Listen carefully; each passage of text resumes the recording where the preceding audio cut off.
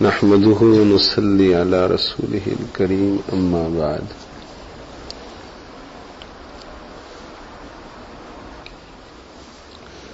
We are passing through the month of Sha'ban. The month of Sha'ban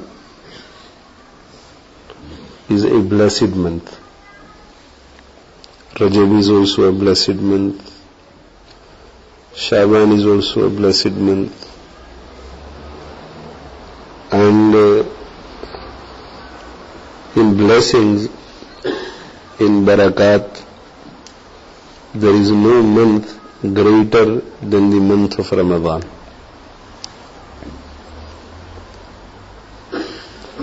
When the month of Rajab used to dawn, and when the crescent of the month of Rajab was sighted, the Prophet ﷺ used to supplicate to Allah subhanahu wa ta'ala, and he would say, Allahumma barik lana fi Rajab wa Sha'ban. O Allah, make the month of Rajab and month of Sha'ban Mubarak for us. O Allah, grant us blessings and grant us barakah in the month of Rajab and in the month of Sha'ban. The month of Rajab and month of Sha'ban, these 2 months are full of blessings, but make them full of blessings for us. There are 2 different things. Friday is a day of blessing, but it may not be a day of blessing for you. Friday will become a day of blessing for you only if you reap the blessings of that day. Makkah Mukarramah, Medina Munawwara are places full of blessings, but it is possible that they are not full of blessings for you. If you go to Makkah Mukarramah, if you go to Medina Munawwara and you disobey Allah subhanahu wa ta'ala, you fail to fulfill the rights of Makkah Mukarramah, Medina Munawwara, both places are full of blessings but not for you. So Rajab and Sha'ban, both months are full of blessings, but the Prophet ﷺ used to make this dua that, Oh Allah, Allahumma barik lana, grant us barakah. So the blessings that lie within these 2 months, grant me part of that barakah, me and all my associates. Allahumma barik lana fi Rajab wa Sha'ban. If a person does not benefit from places of blessings or from moments of blessings, then this person is a very great loser in the hereafter. If a person disobeys Allah subhanahu wa ta'ala, if a person remains in neglect during those moments and in those places which has not been allocated by Allah subhanahu wa ta'ala for significant blessings. For example, Leicester is a place of barakah as well, because Allah subhanahu wa ta'ala has blessed every portion of this earth with barakah. And each day of the year and each month of the year is blessed, because Allah subhanahu wa ta'ala has blessed the days, Allah has blessed the weeks, Allah has blessed the months. So every moment has blessings, and every portion of the earth has blessings. But there are certain periods of time which have been specifically, and certain portions of the earth which have been specifically allocated by Allah subhanahu wa ta'ala for significant barakah. Barakah that you will not find in any other portion of the earth. Barakah that you will not find in any other period of the year. For example, the day of Friday, the day of Arafah, the month of Ramadan, the night of Qadr. Similarly, Makkah Mukarramah, Medina Munawwara, or if you take Leicester separately, then the Masajid in Leicester, the barakah that you will find in this portion, you will not find outside. Rasulullah sallallahu alayhi wa sallam has said, Ahabbul biladi ilallahi masajiduha. The most beloved places to Allah subhanahu wa ta'ala are the masajid. Because there is nothing more beloved to Allah subhanahu wa ta'ala than His remembrance. There is nothing more beloved to Allah subhanahu wa ta'ala than His remembrance. وَلَذِكْرُ اللَّهِ أَكْبَرُ. The remembrance of Allah subhanahu wa ta'ala is greater than any other thing, any other amal. And any amal that we have been instructed to carry out by Allah subhanahu wa ta'ala, the objective behind that amal is the dhikr of Allah subhanahu wa ta'ala. Salat would become useless if it did not contain the remembrance of Allah subhanahu wa ta'ala. Sawm would become useless if it did not contain the remembrance of Allah subhanahu wa ta'ala. Any ibadat that we perform, any devotion that we carry out, it is weighty in the court of Allah subhanahu wa ta'ala because it contains the remembrance of Allah subhanahu wa ta'ala. وَأَقِمِ الصَّلَاةَ لِذِكْرِي. Establish salat to remember me. Establish salat for my remembrance. إِنَّمَا بُنِيَتِ الْمَسَاجِدُ لِذِكْرِ اللَّهِ. We have heard this from our ulama, from the fuqaha, that once you enter the masjid, you can only do that which is called ibadah.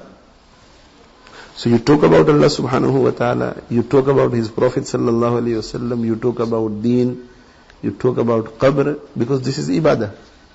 You perform salah because this is ibadah.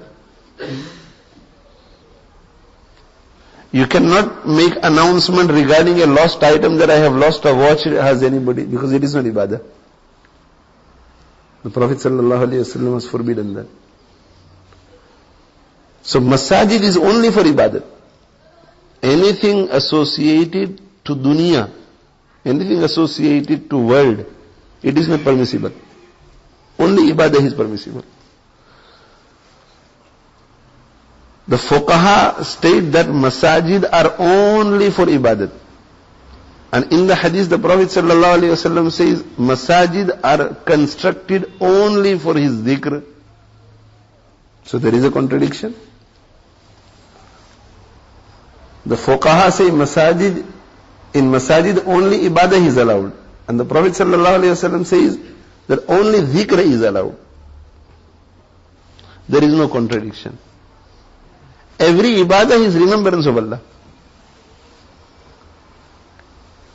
So the remembrance of Allah subhanahu wa ta'ala is the greatest, it is the objective. Every ibadah, the objective behind every ibadah is the remembrance of Allah subhanahu wa ta'ala. And for as long as the remembrance of Allah subhanahu wa ta'ala will remain in this world will remain. And when there is not a single soul to remember Allah subhanahu wa ta'ala on the surface of this earth, Qiyamah will take place. لا تقوم الساعة حتى يقال في الأرض الله الله. Qiyamah will not take place until there is a single person on the surface of this earth who says Allah, Allah, Allah, Allah. So the masajid are built only for those activities which consist of the remembrance of Allah subhanahu wa ta'ala. And because masajid are built only for those activities which consist of the remembrance of Allah subhanahu wa ta'ala, Allah loves these places very much, because He is remembered. So Allah said, Ahabbul biladi ilallahi masajiduha. The Prophet sallallahu alayhi wa sallam said. And the Prophet sallallahu alayhi wa sallam said, the masajid masajid scattered throughout the world, they glitter for the malaika in the heavens. When the malaika look down on earth, then they see nothing but darkness. It's like looking at the sky during a very dark night when the stars are glittering. So all we see is darkness and glittering stars. When the malaika look at the earth, that is how they view the earth. Everything is pitch dark. The only thing that they can see are the masajid glittering. Why? Because masjid is that place wherein Allah subhanahu wa ta'ala is remembered. And Allah subhanahu wa ta'ala loves these places. Maulana S.A.W Sahib, rahmatullahi alayhi,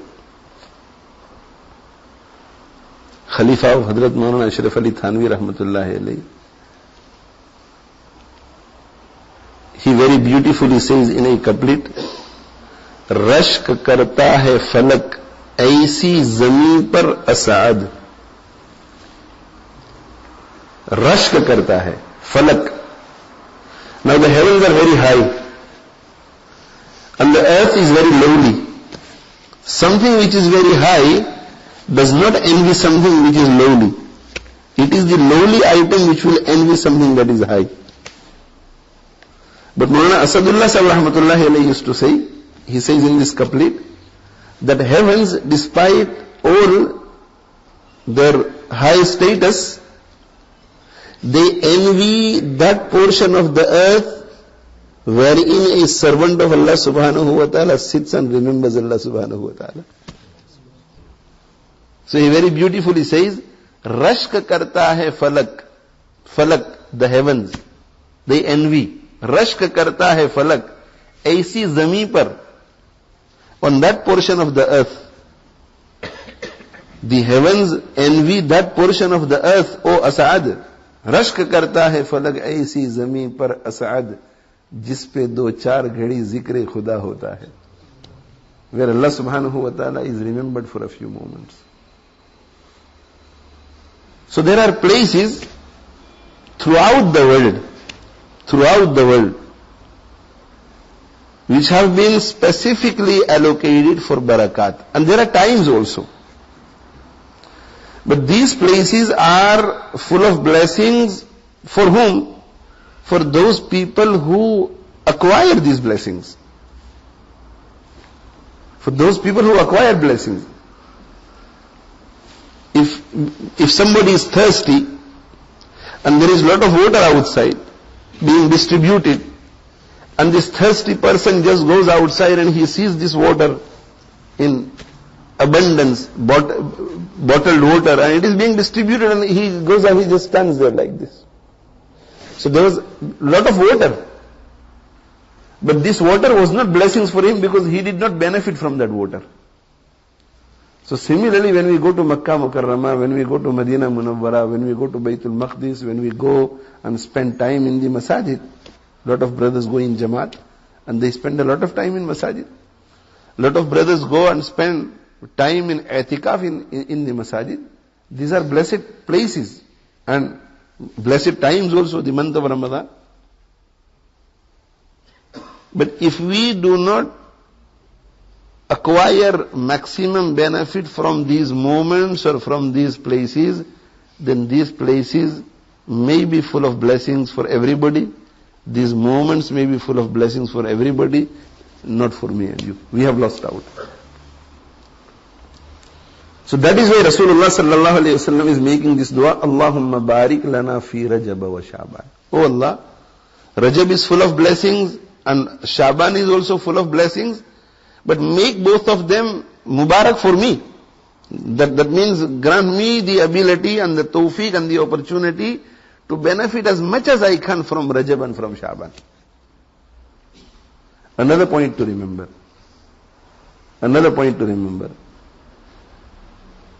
A moment in life, a day or an hour or a few moments, a few seconds, or a particular portion may not have been allocated by Allah subhanahu wa ta'ala for significant blessings. Just a normal day. Not Arafah, not Ramadan, not Friday, just a normal day. A Monday, a Tuesday. Just a normal night, not Shab-e Qadr, not Shab-e Barat. Just a normal portion, maybe your local school or your local park, common place. But if you, in that moment, are granted the tawfiq, if you in that place are granted the tawfiq to turn to Allah subhanahu wa ta'ala with total sincerity and repent and make friendship with Him, then that moment and that place is very blessed for you.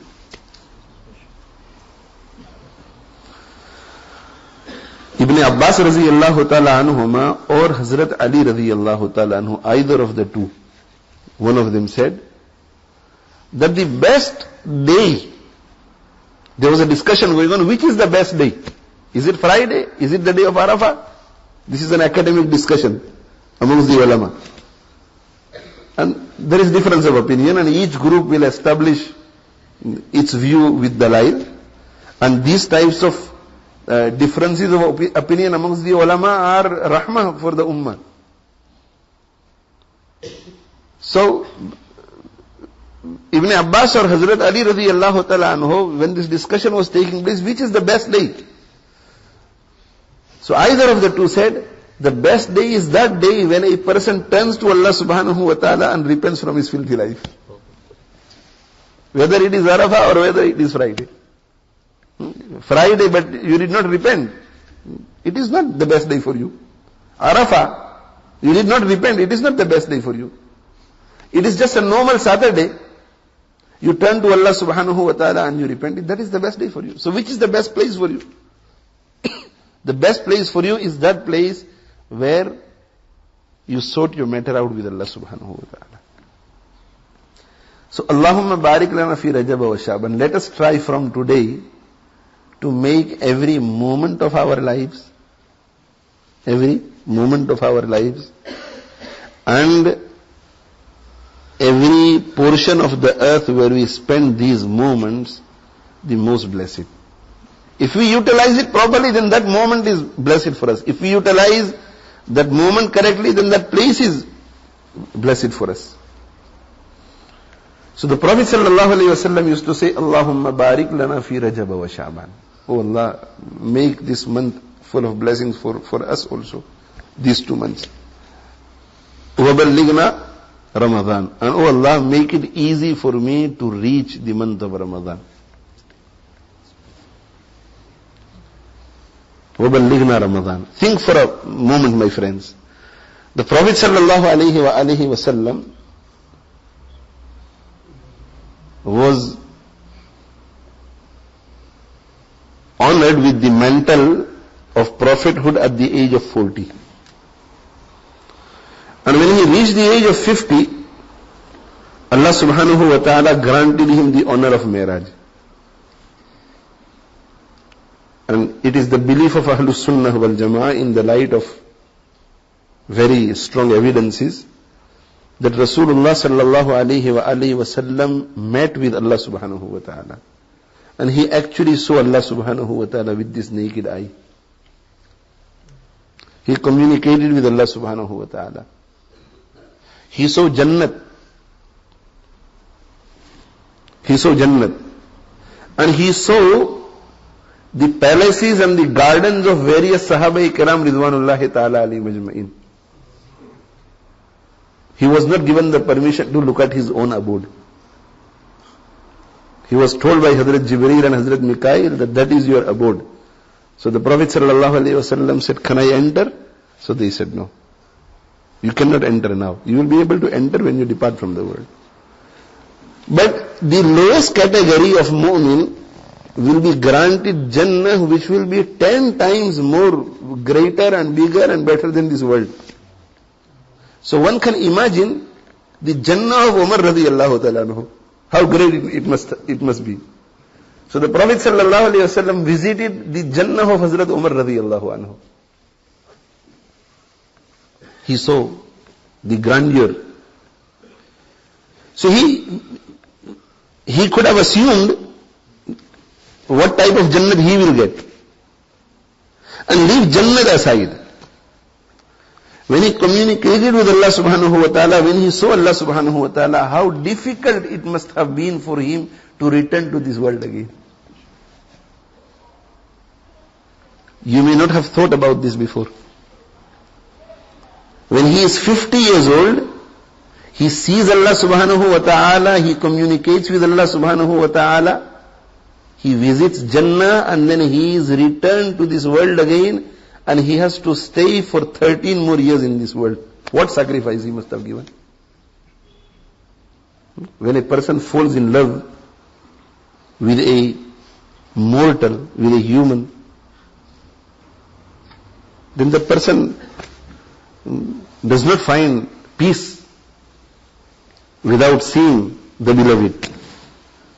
Here the beloved is Allah subhanahu wa ta'ala.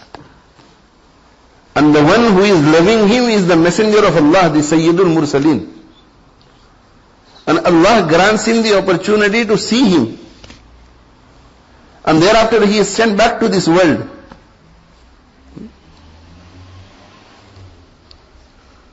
After spending about 10 years in the UK, when we go back to our village, we find it very difficult because of the difference in facilities here and there. So after seeing Jannat, to come back into this world and stay here for 13 years. After seeing Allah subhanahu wa ta'ala, to come back here and wait for death. Every moment Rasulullah sallallahu alayhi wa sallam must have desired to be in the company of his Creator. Every moment. But Ramadan was so precious to him that when the month of Rajab used to begin,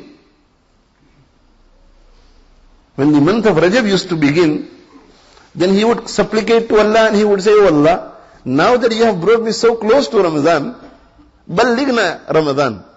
Let me live till Ramadan and let me live till I am able to benefit from the month of Ramadan." On one side is Allah subhanahu wa ta'ala, the akhirah, and his desire to go in the akhirah. And on the other side, you have to wait 2 months for Ramadan. But Ramadan is full of so many blessings that he used to say, "Ballighna Ramadan." Keep me alive till the month of Ramadan. One can imagine how blessed the month of Ramadan must be. Without any prayers, without any dua, without any supplication, without any desire on our part, Allah has been granting Ramadan every year to us. There we have a Nabi who is not in need of the blessings of the month of Ramadan. He had reached the highest status of spirituality. But despite that, he was greedy for this, for spirituality, that I want to live till Ramadan so I can reap the fruits of Ramadan.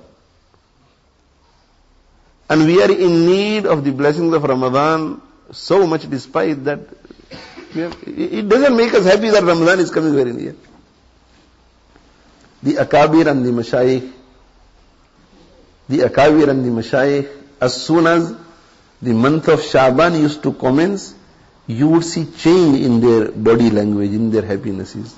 I can still remember my late father, rahimahullah ta'ala. In Shaban, it was as if wedding was going to take place in the home. And every day is new, every day you get more anxious and more excited. That the day of the wedding is coming closer and closer. That was how his behavior used to be in the month of Shaban, especially after the 15th of Shaban. He would get excited, he would increase his ibadat, he would talk about Ramadan, that Ramadan is coming, Ramadan is coming, Ramadan is coming. You could see that happiness on his face. Ramadan is coming, Ramadan is coming. Allah is being very kind to us, Ramadan is coming. And I still remember that in my childhood, when I was in my village Bhoria, very young, my father sat me down one day in Shaban and he said, "Ramadan is coming, so I want to teach you something which you need to recite frequently in Ramadan."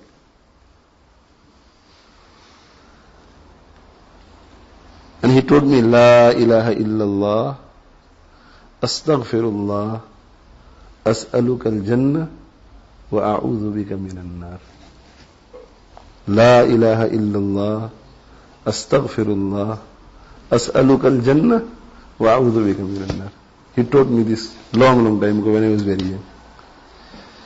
It was much later when I grew up and when I started studying the ahadith of the Prophet sallallahu alaihi wasallam that I came across this hadith that the Prophet sallallahu alaihi wasallam has said that there are 4 things that you need to do excessively in the month of Ramadan.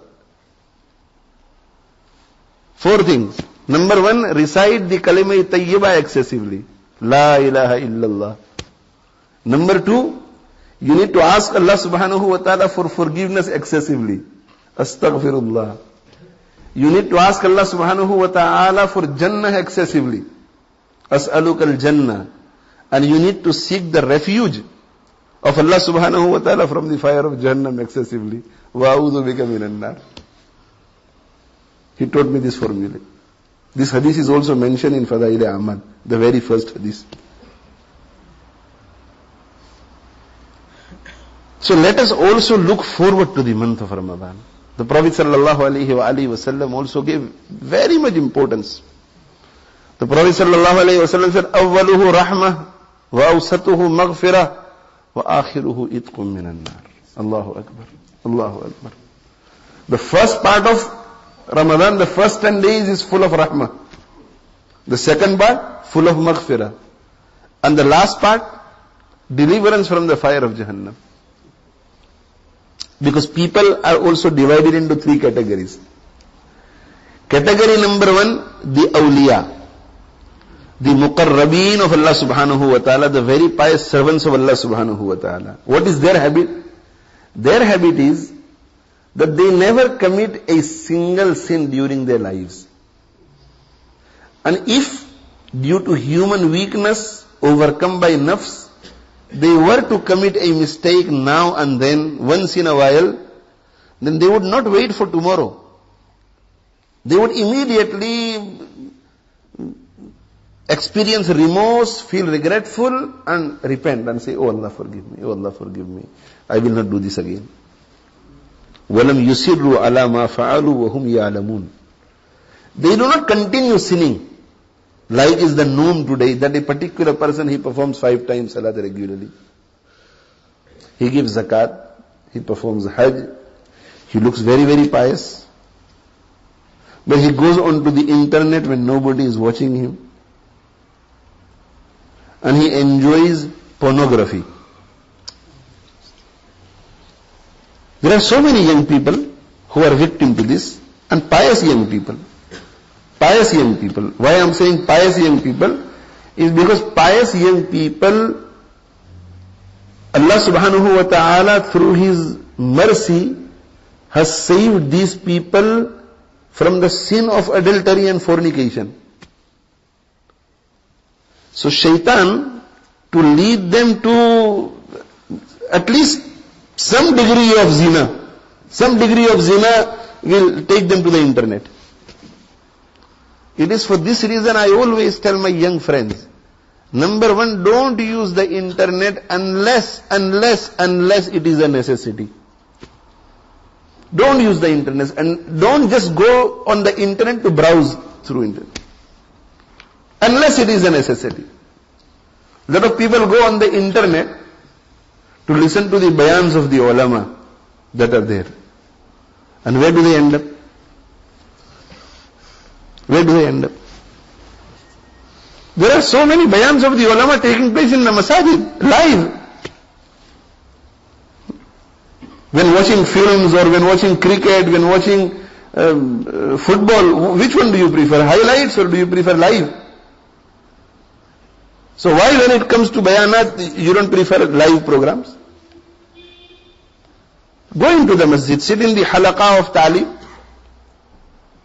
sit in the durus of the ulama, sit in the bayanat of anybody who is lecturing on deen, live program.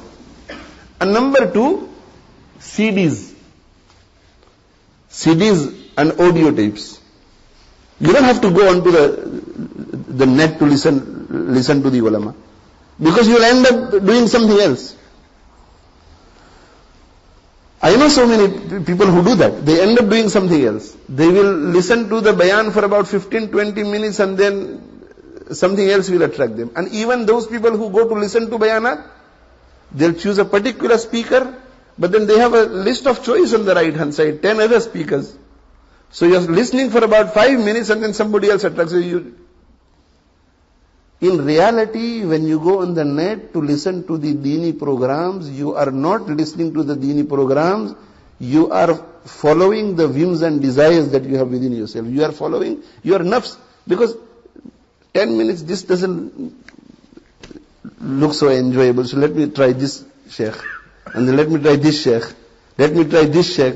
So every time you have a list of 10 people, when you click a second time, then now you have a list of 8 ulama only. Now 2 is something else. And when you click a third time, you have a list of 4 ulama only. You have 6 other attractions now. And where does that lead you? I'm talking about practicalities. This is what happens.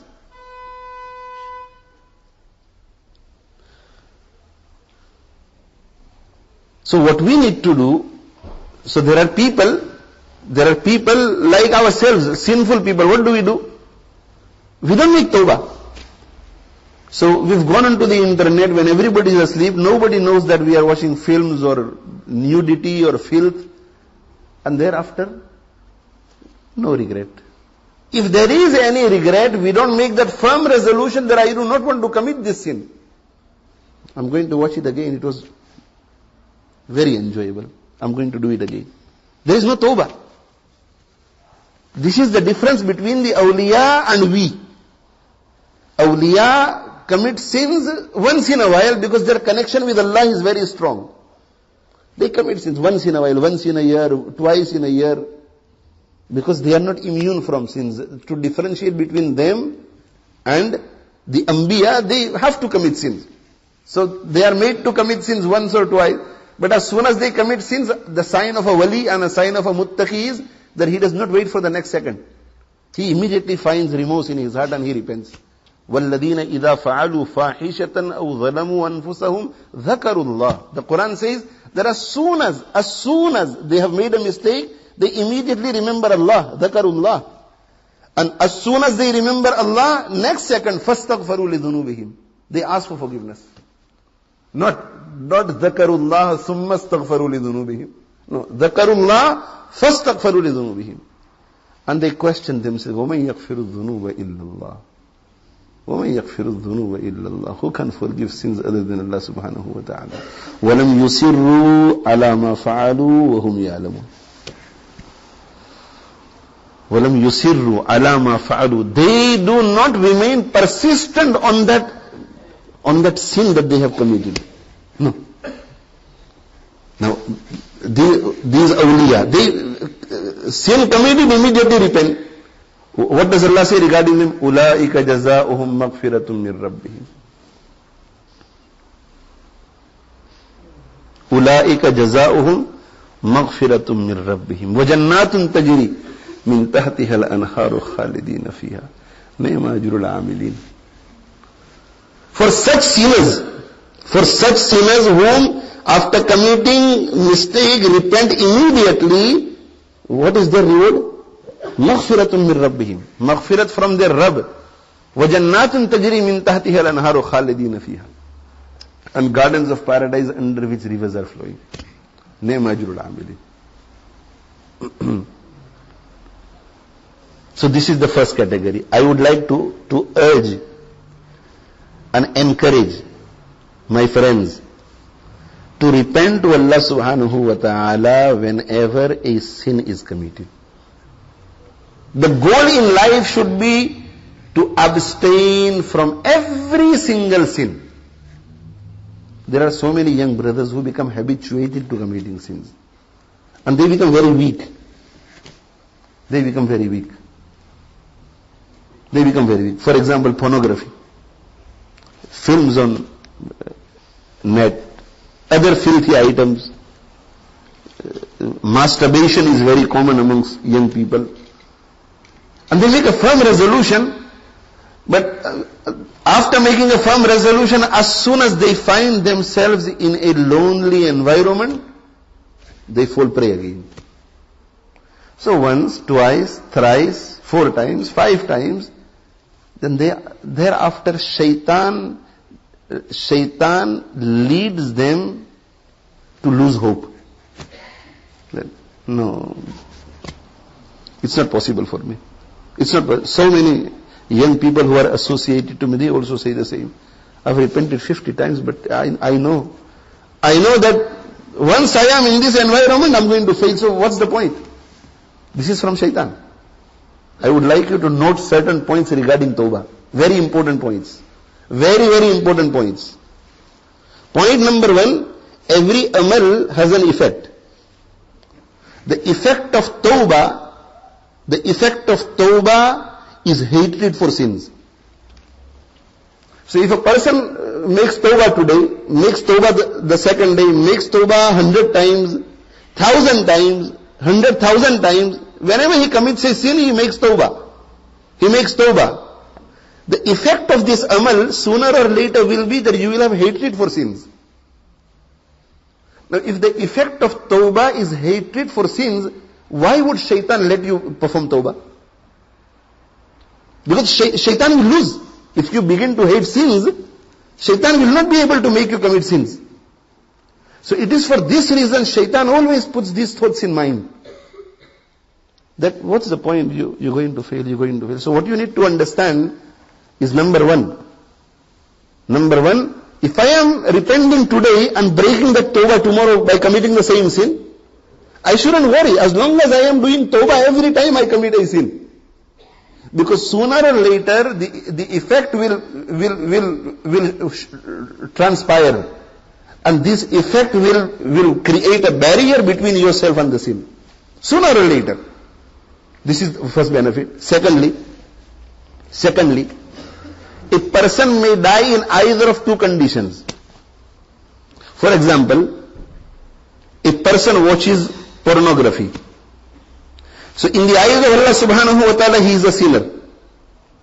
So if he dies at that precise moment, then he is somebody who watches pornography and who is guilty in the eyes of Allah. Okay? So you have somebody who watches pornography today, tomorrow, the day after, every day he watches pornography, but doesn't make tawbah in between. So one day he is going to die, so he will die as a guilty person. He will die as somebody who is guilty in the eyes of Allah because he is somebody who watches pornography. There is no possibility of him dying in a state when he is not guilty. But you have another person who watches same number of times pornography. But what does he do? When he finds that remorse in his heart, he repents. So for this person, there is a 50% possibility that he may die after he repents. And the person who dies after repenting is not seen as a guilty person in the eyes of Allah subhanahu wa ta'ala. So there is that benefit. Third benefit of tawbah. Third benefit of tawbah is that let's say a person continues to commit a sin for 5 years and thereafter he repents. As soon as he repents, all his past sins are forgiven. Then he begins again. And he commits a sin for 1 year. He repents again. His sins of the past 1 year are forgiven. Then he begins to commit sins again, and after 1 month he passes away. He has gone as a guilty person. But in his book of deeds will be sins of 1 month only. Whereas that person who does not have the habit of repenting, if he was to depart, he will have sins of 8 years, 10 years, 20 years, 30 years. Point number 4, which is very important point. When we commit sins, who is behind those sins? Shaitan. Shaitan has to exert effort in order to make us commit sins. Especially those people who are religiously oriented and who do not want to commit sins, who try to stay away from sins, and somehow he pushes them into the ditch of sins. He has to put effort. So shaitan makes us commit sins, we commit sins. After that we repent, all his efforts gone down the drain in seconds. So let us take an example that there is somebody who has committed sin, a particular sin 1,000 times. And who was behind these sins? Shaitan. So imagine the effort that Shaitan must have exerted. 1,000 times he has committed sins and every time he is repenting. So first time he committed the sin, he repented. Second time he committed the sin, he repented. Third time he committed the sin, he repented. Fourth time he committed the sin, he repented. So every time all Shaitan is seeing is failure. Because he repents and all his efforts go down the drain. But does he ever give up? Does he ever give up? So when making us commit sins, Shaitan knows that if this person repents, I've got everything to lose. Despite that, he never gives up. So when repenting, we've got nothing to lose. Why should we give up? Why should we give up? We've got nothing to lose. जो नाकाम होता रहे उम्र भर भी, बहरहाल कोशिश तो आशिक न छोड़े. If a person falls in love with a girl and he sends proposal to his parents that I want to get married to your daughter, and the proposal is rejected. So now what does he do? He sends another proposal. It's rejected. Third time rejected. So he finds somebody who can talk to the parents. He fails. He says, no, I don't want to get involved. So he goes to another person. Again, no, I don't want to get in. He goes to the third person. So he is becoming unsuccessful every time he is trying to connect himself to this girl. But he doesn't give up. Jo nakam hota rahe umar bhar bhi. One who is failing throughout his life in order to get this girl in his marriage. Jo nakam hota rahe umar bhar bhi. Baharhal koshish to ashik na chhode. But the ashik, the one who has fallen in love, will not give up. जो नाकाम होता रहे उम्र भर भी बहरहाल कोशिश तो आशिक न छोड़े. ये रिश्ता मोहब्बत का कायम ही रखे. ये रिश्ता, this relationship of love must remain. जो 100 बार टूटे तो 100 बार जोड़े. If it breaks 100 times, then we should join it 100 times. So if Shaitan, by making us commit a sin, breaks our relationship with Allah subhanahu wa ta'ala, then by making tawbah we should join it. If something breaks, what do? We use super glue 3. So this tawbah is super glue 100. Super glue 100. And you can use it as many times as possible. And super glue 3, if you use super glue 3, in many cases, it might join the two items together, but you will still see a dent or a scar or something. This tawbah is such super glue that when you use it, then it is as if you have not done anything in regard to the rights of Allah subhanahu wa ta'ala. Allah subhanahu wa ta'ala says, when a person repents by using this super glue of tawbah, then I make the malaika forget everything. I erase it from the book of deeds myself. I erase it from the book of deeds. I erase it from the minds of the malaika. I erase it from the minds of those people who have witnessed that sin. On the day of Qiyamah, they will not remember. So on the day of Qiyamah, when this person will come, he will not come as a guilty person, he will come as an innocent person. He will be full of honor. Nobody will point fingers at him that he did this, but Allah has forgiven him.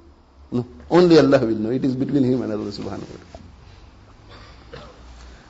So there are 3 categories of people. Time does not permit me to go into further detail. 3 categories. One is this, those who repent immediately. Awliya. The other group, our group. Commit sins and sins and sins and sins and sins. Never tawbah. Once in a while tawbah. The first group is so pure, because every time, number one, they don't commit sins, and if they commit sins, they repent immediately. So if they were to die, they would go straight to Jannah. The second group, they are so filthy that if they were to die in this condition, they would go straight to Jahannam. And the third group in between. I think majority of us are in this third group. It is also the father of Allah that we are in this group. What is this group? 50-50. Comes Ramadan, we become very pious. Comes the day of Eid, again we back to square one. Suddenly we decide to go in Jamaat. So the body language changes, style changes. We go in Jamaat 40 days, mashallah. We come back for about 3-4 weeks, and then again back to square one. So up and down. 50-50. Sometimes very pious, sometimes very filthy. Allah subhanahu wa ta'ala's Nabi sallallahu alayhi wa sallam said, Awwaluhu rahmatun. The first 10 days are full of rahmat. First 10 days full of rahmat. That means those people who are pure from sins, Allah subhanahu wa ta'ala from the very first day sends rahmat upon them. Rahmat. Because they don't need maghfirat. They don't need maghfirat. Rahmat. And for those who are 50-50, the middle group, the third group, Allah subhanahu wa ta'ala says, look, 50-50. That means 5.5 months sinful life and 5.5 months good life. So I'm not asking too much from you. Just spend your time properly in the first 10 days. First 10 days. And comes the 11th day, وَأَوْسَطُهُ مَغْفِرَةٌ, and I will forgive your sins.